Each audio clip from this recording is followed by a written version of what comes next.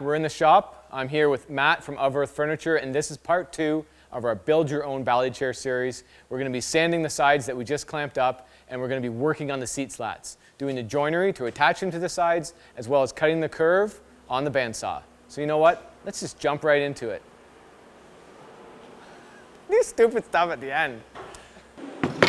Nice and solid. So we're going to start taking the clamps off? Yep. Might as well. Now, if you're going to be making more of these chairs, save the calls.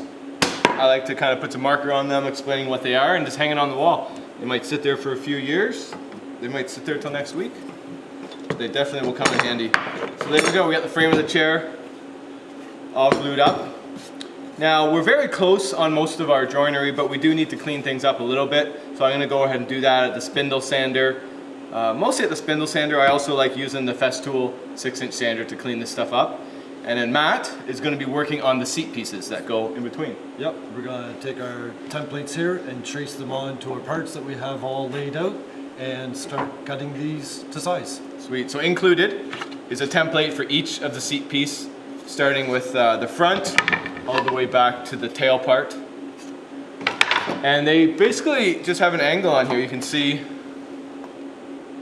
we got an angle. Now, very simply, you don't actually need to know what that angle is, because included is a little drawing of the jig. And we're just going to put this on the table saw sled, put our pieces on here, and we're going to be able to trim to the lines that we traced with the templates. So Matt's going to go ahead and trace all these now, and I'm going to go ahead and I'm going to start cleaning up the two side frame pieces.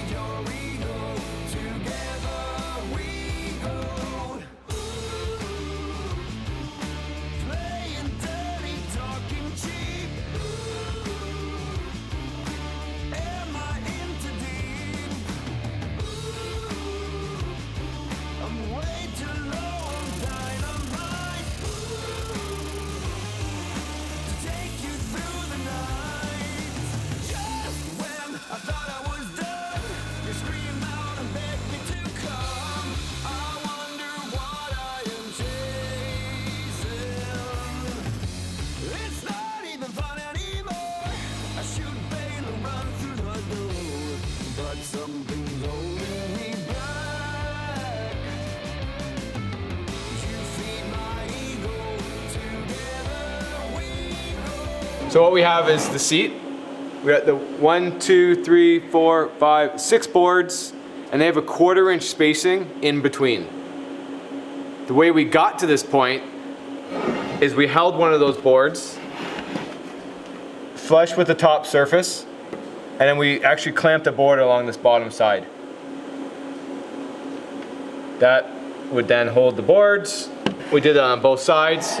We started with the first board, we aligned it to the very front edge, clamped the chair, put the next one in, 1/4-inch spacer, 1/4-inch spacer, 1/4-inch spacer, 1/4-inch spacer. So they're sitting on the lip of that board that you clamped to the legs. For alignment purposes. For alignment purposes, little helper, right? Little helper. And then they're all marked, and then basically, depending how you're gonna attach these to your seat frame, depends what you're going to do, I suppose. We did dominoes. We did, yeah, dominoes or floating tenons. So you can do them with the router also. People seem to forget about that. They're called floating tenons. Everyone calls them dominoes. You could do dowels. No reason why you can't do dowels. Heck, you could do mortise and tenon. You could do some sort of spline or all sorts of stuff. So you can use the type of joinery you want. So this is how we initially line up all the seat slats once we have our side frames cleaned up. We place basically the longest front seat slat flush with the top side of your seat. And we're just going to take a helper board, clamp that to the inside. Same thing, take the seat board and make it flush with the top of the frame. So that's going to help support these pieces now as we put it up sideways. So if you clamp the one seat frame to your workbench, we put a clamp on the back end of it, I guess horizontal to your work surface. So that actually is going to also keep it standing up. So you can see those two helper boards. You can see I can just kind of place this on there. It's very nice, especially if you're working by yourself. You just line this up to your front lip, and then we're going to put a clamp across, right?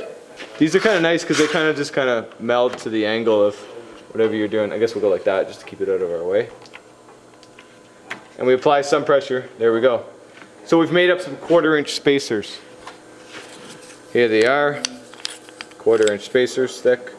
No, it's drop this one in and then pull it Right, down, right.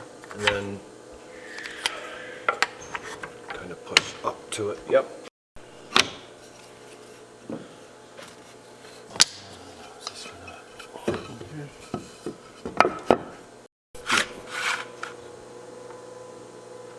Yeah, yeah.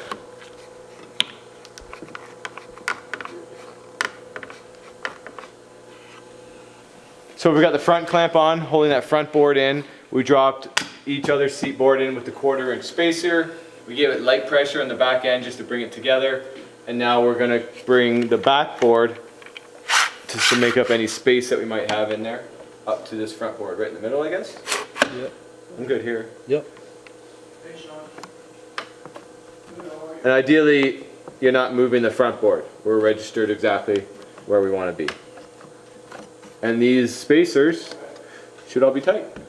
Yep. We should have a nice tight line between the seat side and the seat slats.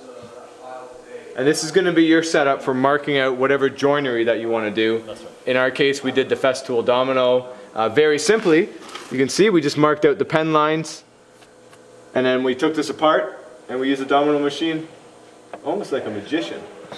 Very strong, very accurate, and it lets us make money with this furniture. So, woodworking with a smile too, really. Oh yes. Our joinery is done on the seat slats. We've removed the tail, and what we do is we mark a center line, and then from the front edge we mark a line 2.5 inches back. We're going to take our jig. It's going to be used with a router, so we have a brass bushing, 1/2 inch, and it's going to fit into, in our case, a Festool router with a 1/4-inch up spiral bit. You can use any brand router, of course, and this is just a relatively inexpensive brass bushing set. With the Festool, very nice, clicks right into this base plate. Yeah, you do the honors, sir.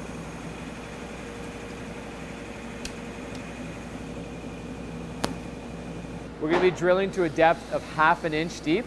And again, we have our center line on here, 2.5 inches back from the front edge. With our jig, we're going to be using these medium holes. That's the center line, and we're going to be using the center 5 holes.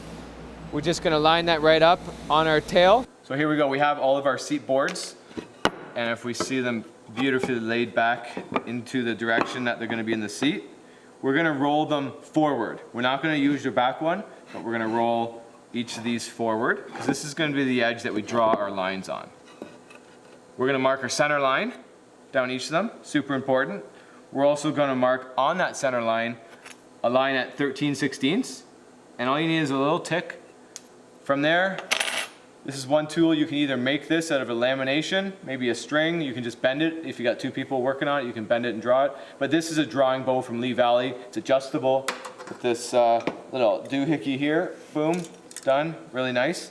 And what we're going to do with this is you want to adjust it that it matches that 13/16 line, and it matches up to the corner, the top corner of each seat, and then you're going to trace that line. So we've done that, and you will do that on all 1, 2, 3, 4, 5 pieces, just not the back one.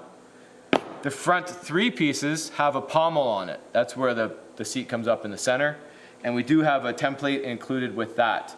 You'll draw the same arc all the way through the seat, then you'll use this template, you'll line it up with your center line, and you're going to follow along with that arc that you just drew without dipping below that arc and lining up to the center line. We can then trace that line from there. Very simply, we're going to go to the bandsaw. So sharpen your skills, cut nice and smooth, and you'll save on some sanding. So let's get to the bandsaw now.